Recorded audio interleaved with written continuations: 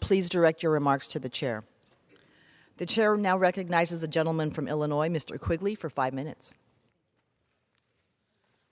Thank you, Madam Speaker. Madam Speaker, this weekend the world watched in horror as the retreat of Russian forces from the town of Bucha revealed the scope of the appalling war crimes committed by Vladimir Putin's military. Journalists in the Ukrainian military discovered mass graves, bodies left in the streets, and the evidence of a massacre of civilians. These are war crimes. We know now with certainty what fate awaits Ukrainians who are subjected to Russian occupation. The United States must open its doors to welcome Ukrainians who are fleeing this invasion. As co-chair of the Congressional Ukraine Caucus early on in the conflict, I and others called on the Biden administration to extend temporary protected status to Ukrainians already in the United States. I was proud when the President heeded that call and when he subsequently increased the refugee cap. We must do everything in our power to accept fleeing refugees expeditiously. This is a matter of life and death. Over 4 million refugees have already fled the violence in Ukraine. Half of those refugees are children. Millions more remain trapped in cities and villages without access to food, clean water, or medical care. And we know now what Putin's military is willing to slaughter any innocents left behind. It is absolutely critical that the U.S. do everything in its power to assist the people of Ukraine. This means military assistance, yes, but it also means providing for Ukrainians who make the difficult decision to leave their homes behind.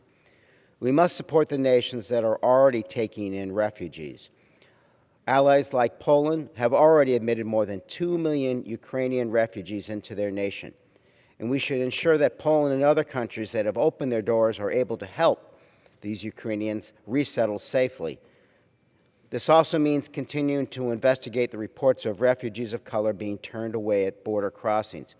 Here in the U.S., we have a long history as a safe harbor for people of the world. It has been inspiring to see Americans offer unwavering support for Ukraine from the outset of the Russian invasion. I am confident that this support will mean Americans will rally together to support any Ukrainian refugees who arrive on their shores.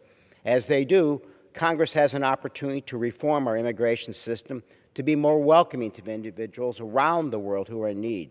I share the outrage of my constituents who are watching what is unfolding in Ukraine. As an advocate for Ukrainians here at home and abroad, I am also reminded that there are other atrocities occurring around the world. We can and must extend the same outrage we have for the crimes in Bucha to the crimes in Syria, the conflict in Tigray, the famine in Yemen, and the violence in the Northern Triangle. And just as we open our doors to Ukrainian refugees, we can and must open our doors to refugees from around the world. In recent weeks, I have urged the Biden administration to end Title 42.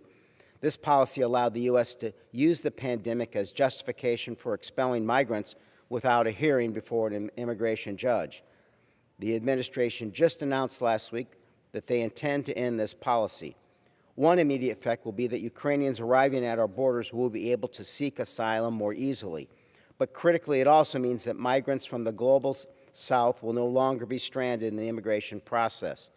The federal government should seek out other avenues in which providing recourse for Ukrainians will make our system more equitable for all immigrants.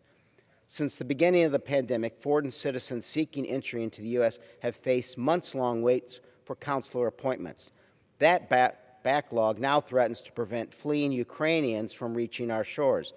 The lengthy immigrant visa delays have caused many Ukrainians to turn to non-immigrant visas so they can reach temporary safety with family or friends in the U.S. Yet as Ukrainians and other foreign citizens have been increasingly forced to utilize non-immigrant visas, wait times have drastically increased. Reporting last month showed that wait times in Hungary, 275 days, Moldova, 329 days. On February 28th, the wait in Warsaw, Poland was 86 days. 2 days later, the wait was 134 days for visitor visas and more than 40 days for other types. I sincerely hope the State Department finds a way to dramatically increase processing times for Ukrainians who have fled their homelands.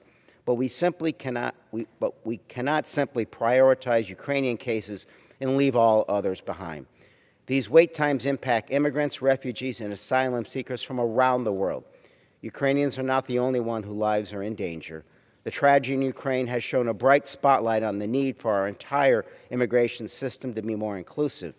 Congress cannot allow this moment to pass without finally addressing the flaws in our system. Too many lives hang in the balance for us to do nothing. And I yield back. The chair recognizes the gentleman from Florida, Mr. Waltz, for 5 minutes.